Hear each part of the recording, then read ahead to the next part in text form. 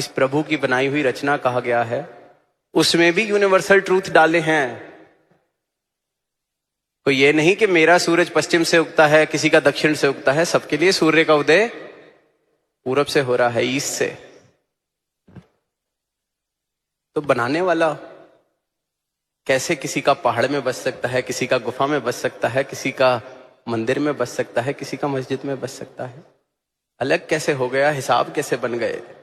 तो पहली बात तो आत्मा मंथन करने की सारी ही मानवता के लिए है कि जितनी चीजें हमने अपने हिसाब किताब से बनाई हैं वो परम सत्य नहीं हो सकती, क्योंकि परम सत्य जिसको भी बोध हुआ है एक ही। तभी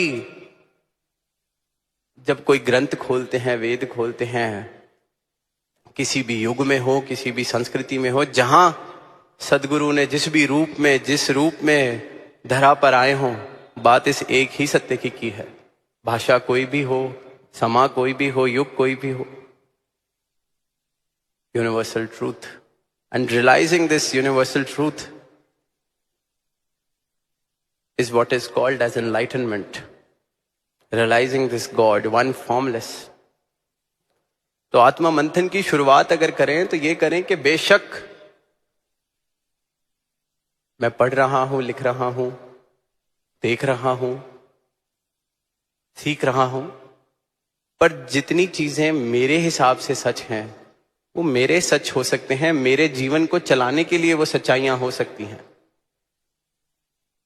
पर जो परम सत्य है वो हर एक जीव के लिए सत्य है। ये परमात्मा बराबर है, सब में बराबर बस रहा है, सबके लिए बराबर बस रहा है। एक एक मानव हकदार है इसकी प्राप्ति का। एक एक मानव ये संभावना रखता है कि इस प्रभु परमात्मा के दर्शन कर ले, इसको प्राप्त कर ले। और यही कारज, यही कृपा, यही अनुकंपा करने सदगुरु धरा पर आते हैं।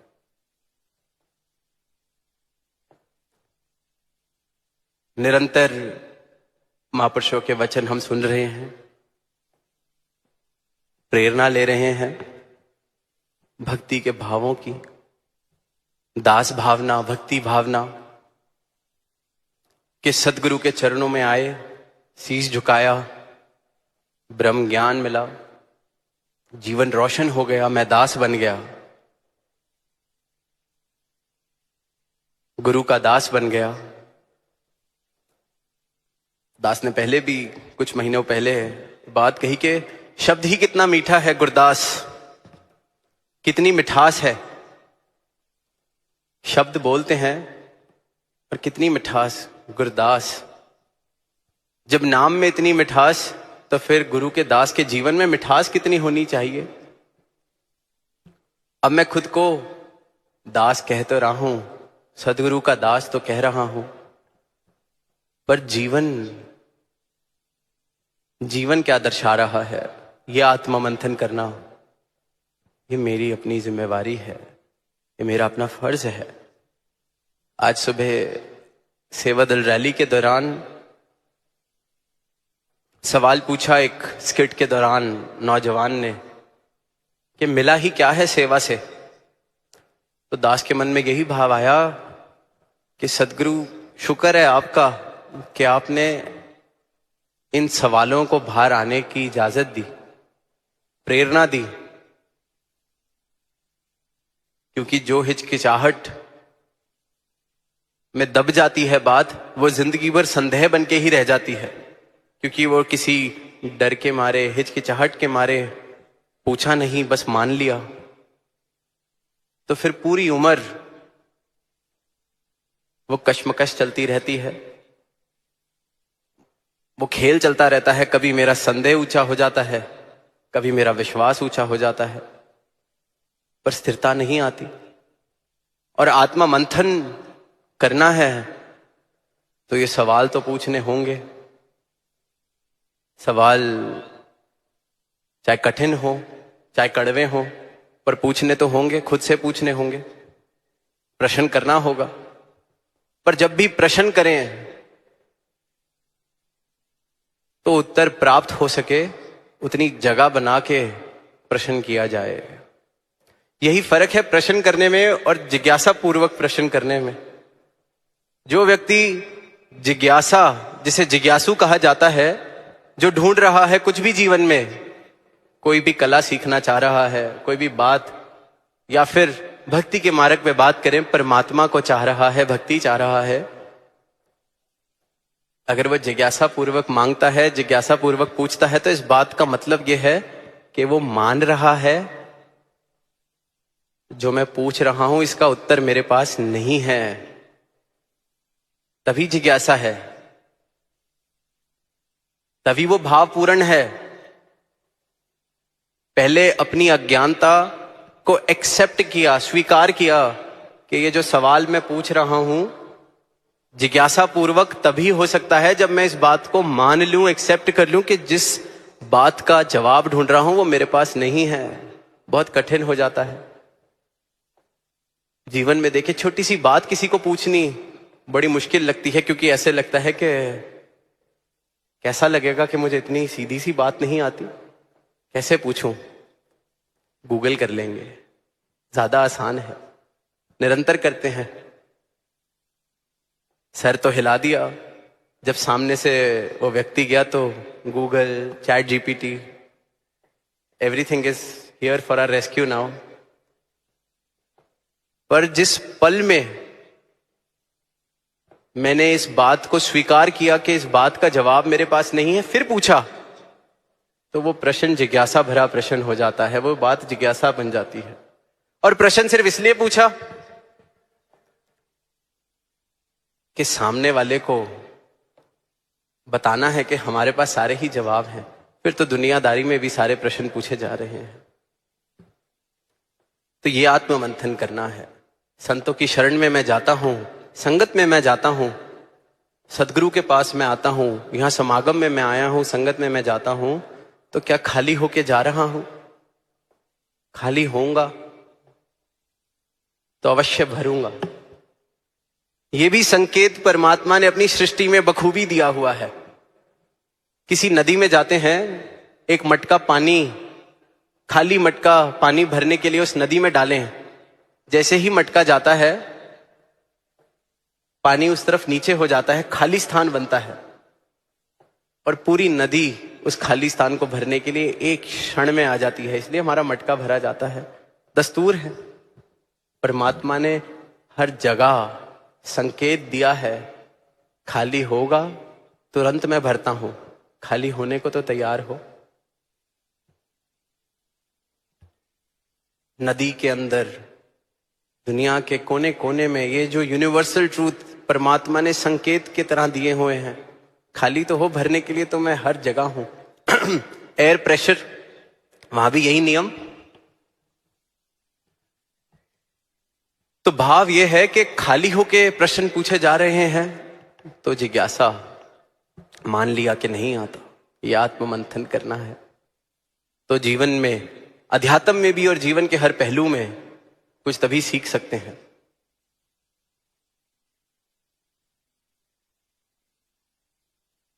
ऐसा ही एक सवाल दास से किसी टूर पे एक बच्ची ने आके पूछा, कहती, दासी का एक सवाल है, संगत में सुनते हैं कि निंदा नहीं करनी, पर अगर दिल हल्का करने के लिए किसी से बात करनी हो तो क्या कर सकते हैं? कोई चीज भारी लग रही है, किसी ने कुछ ऐसा किया है जिससे मेरे दिल को ठेस पहुंची है, मैं बहुत ज्यादा सोच रहा हूं उसके बारे में, अब दिल हल्का करने के लिए बात करूंगी तो जिक्र होगा, तो क्या वो निंदा हो जाएगी? आत्मा मंथन का विषय दिया तो दास ने सहज में यही कहा, अगर तो दिल हल्का करने के लिए बात करनी है, बेशक करें, जरूरी है। सुनते हैं कि how important it is to express ourselves. तो दास ने यह कहा कि दिल हल्का करने के लिए कोई एक मित्र या कोई एक ही परिवार का जन हो सकता है। आपका ब्रदर, आपकी सिस्टर, आपके फादर, आपके मदर, या बेस्ट फ्रेंड, बॉयफ्रेंड, हुएवर। तो दिल हल्का तो एक ही बारी होगा। दिल हल्का करने के बाद फिर तो आगे बढ़ सकते हैं, या दिल हल्का करने के लिए भी अगर मैं 100 लोगों के पास जा रहा हूं, दिल हल्का यहां भी थोड़ा सा, दिल हल्का वहां भी थोड़ा सा, तो वो निंदा का रूप बन जाता है। अगर भाव दिल हल्का करने का है, करना है, इंसान है, पर भाव किसी को नीचा दिखाने का है कि इसकी बात मैंने इसलिए की है ताकि मैं ये दिखा सकूं कि मैं इससे बेहतर हूं, जगह जगह जाके दिल हल्का करने का लेबल लगा के अगर इस प्रकार का व्यवहार कर रहा हूं तो वो निंदा है। ये भाव समझने वाला है, ये भाव देखने वाला है। अभी महापुरुष जिक्र कर रहे थे कि एक समागम 2-3 बारी करने को अवसर मिला, तो वो समागम मुक्ति पर्व का जो इस वर्ष 3 स्थानों पर दास को करने का अवसर मिला, तो वहीं दूर देशों में एक भाव दास ने रखा, सारा परिवार बैठा है और एक मिसाल मुक्ति पर्व पर हम वर्षों वर्षों से सुन रहे हैं। एक मिसाल प्रधान लाभ सिंह जी की, कि एक बार प्रधान लाभ सिंह जी शहंशाह बाबा अवतार सिंह जी के साथ उनकी गाड़ी में सफर कर रहे थे, संगत जा रहे थे या जहां भी जा रहे थे। शहंशाह जी पीछे बैठे हैं, प्रधान लाभ सिंह जी को आगे वाली सीट पे बिठा रखा है, और गाड़ी चलते हुए स्थान जहां जा रहे थे, गाड़ी रोकी, सड़क पे कोई और महापुरुष दिखा और प्रधान लाभ सिंह जी को कहा कि अब रास्ता ज्यादा दूर नहीं है, आप पैदल चले जाइए, इस महापुरुष को गाड़ी में अपनी जगह बिठा दीजिए। प्रधान लाभ सिंह जी ने कहा, सतवचन महाराज। उतर गए और वो महात्मा जिसे शहंशाह जी ने अपने साथ बिठाना था, उनको बिठाया और गाड़ी आगे चली गई। तो जो मिसाल सुनते हैं कि प्रधान लाभ सिंह जी को सड़क पे चलता देख पीछे से एक महापुरुष आया, एक संत आया और उसने कहा, आप मिशन के प्रधान, संत निरंकारी मंडल के प्रधान, आपको गाड़ी से उतार दिया, आप पैदल चल रहे हैं और वो आम सा सेवादार उसे साथ बैठा लिया गाड़ी में। क्या प्रधान का चलना शोभा देता है? अब जो सीखने वाली बात जो हर साल मुक्ति पर्व पर कोई ना कोई जिसका जिक्र करता है, वो ये कि प्रधान लाभ सिंह जी ने जवाब दिया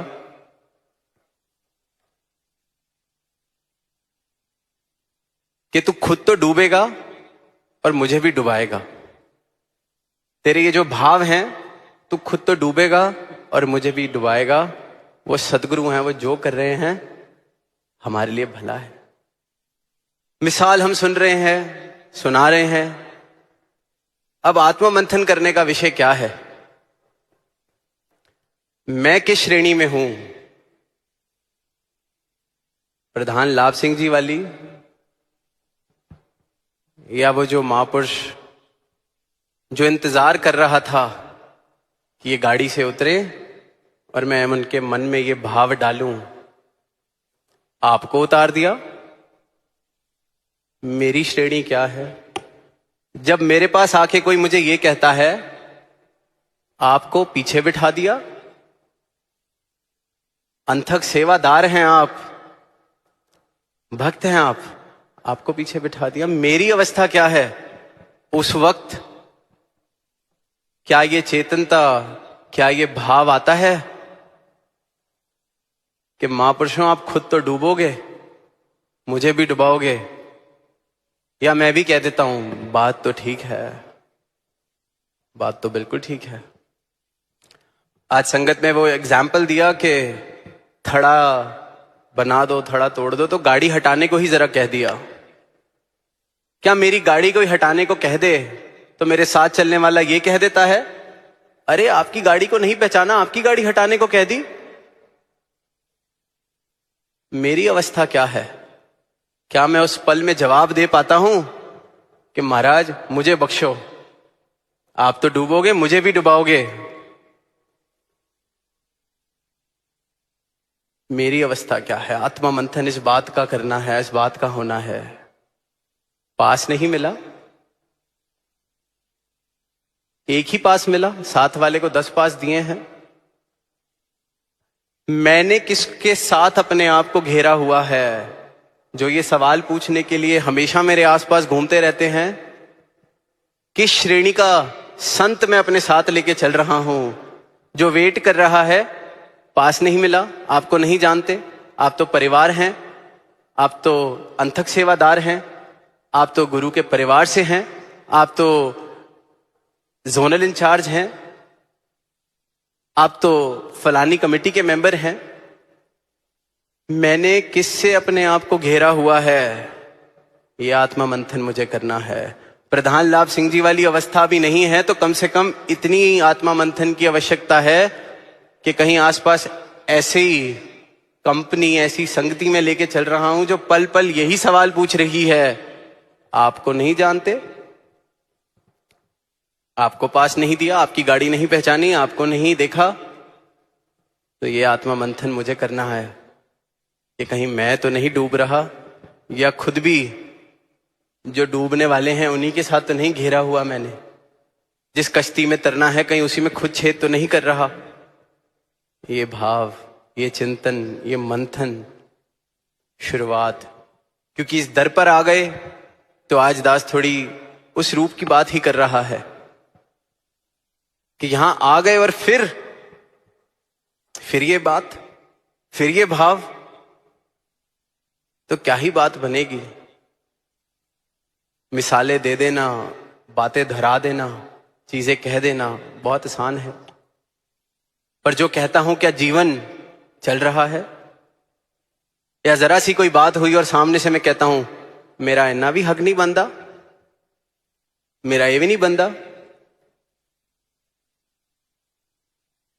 संगति, भाव मिसाल सुलाने वाले ना हो, जीवन मिसाल बने। दतार ऐसी मेहर आप करो, ये जीवन हर गुरसिक्का मिसाल बने। ये भक्ति जो आपने दी है इसकी संभाल बख्शो। एक कहानी पीछे पढ़ने को मिली। एक इंसान था गांव में रहने वाला। गांव में जो चीजें बनती थी, कोई कुम्हार कुछ बनाता या कोई और चीजें, वो उनसे इकट्ठी करता था और अपने गधे पर लाद कर एक शहर में बेचने जाता था। यही उसका व्यवसाय। बढ़िया जिंदगी चल रही, शहर में भी सब उसको जानते, 4-5 दुकानदार जिनके पास जाके सब कुछ बेचाता था। अब एक दिन ऐसे ही शहर में गया तो सामने से एक आदमी चलता हुआ आ रहा और उसने देखा कि आज इसके गधे के गले में कुछ बंधा हुआ है, चमकता हुआ पत्थर एक बंधा हुआ है। गधे के गले में कुछ अनोखा सा चमकता हुआ बांध के घूम रहा है। अब जिस इंसान ने देखा उसकी नजर परखने वाली थी, उसने देख लिया कि ये हीरा है जो उसने गधे के गले में बांधा हुआ है। जाता है उससे सहज में ही पूछता है कि गधे के गले में क्या बांधा है अपने? कहता है पता नहीं, आज शहर की तरफ आ रहा था, रास्ते में कुछ पड़ा हुआ दिखा, चमक रहा था, पसंद आ गया तो मैंने इसके गले में बांध दिया। कहता अच्छा, चल ये मुझे दे दे, तुझे 10,000 रुपये दिए, ये मुझे दे दे। अब वो गधे का मालिक जो था उम्मीद तो नहीं कर रहा, उसे लगा पत्थर 10,000 रुपये मिल रहे हैं, पर कहता नहीं, 20,000 दोगे तो मैं ये देता हूं। उस सामने से कहता है नहीं 10,000 पत्थर दे दे। वो कहते नहीं 20,000 में ही दूंगा, और आगे चला जाता है। अब जो हीरा पहचानने वाला था वो जानता था कि कीमत लाखों की है, शायद करोड़ों की कीमत है। सोच रहा है मन में कि किस मूर्ख को ये पत्थर मिल गया है, गधे के गले में बांध के घूम रहा है। थोड़ी देर में जाता है कि चलो 20,000 दिए, बात खत्म करते हैं। पहुंचता है उसके पास, और देखता है गधे के गले में वो पत्थर नहीं है। पूछता है उससे, अरे वो पत्थर कहां गया? ले 20,000 देता हूं। गधे का मालिक कहता है, वो तो मैंने बेच दिया पिछली दुकान पर, पूरे 50,000 में बेचा है। अब वो जो हीरे को परखने वाला था कहता, गधे, मूर्ख, लाखों करोड़ों की चीज तूने 50,000 में बेच दी? अकल नहीं है तुझे? गधे का मालिक कहता है कि साहब, होऊंगा मैं गधा, होऊंगा मैं मूर्ख, पर फिर उस हिसाब से आप क्या होए जो 10,000 के पीछे करोड़ों की चीज छोड़ दी? मुझे तो नहीं पता था कि वो करोड़ों का है। आपने जानते हुए 10,000 के पीछे करोड़ों रुपए की चीज छोड़ दी, लाखों की चीज छोड़ दी। तो अगर मैं गधा हूं, आप क्या हैं? जिसके पास तो कीमत नहीं है, उसकी तो फिर माफी है, अनजान है। हमारा क्या होगा अगर सब कुछ जानते हुए किसी बात के लिए ये हीरे वाला सौदा छोड़ दिया? कहीं ये नहीं मिला, कहीं ये नहीं पूछा, कहीं किसी ने जरा सा कुछ कह दिया, उसने 10,000 के पीछे करोड़ों का हीरा छोड़ा, मैंने छोटी सी बात के लिए ये अनमोल रतन, राम रतन धन छोड़ दिया, सदगुरु का दर छोड़ दिया।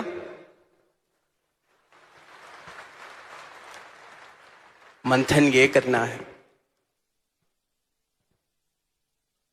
प्रधान लाभ सिंह जी की, भक्तों की, गुरसिखों की मिसाल मैं दे रहा हूं, पर अपना आनंद किसी ने गाड़ी रोक दी या नहीं पहचानी, अपना आनंद इसलिए छोड़ दिया, अमृत इसलिए छोड़ दिया, उसमें विष इसलिए घोल दिया, जबकि जानता हूं, बचपन से सुन रहा हूं।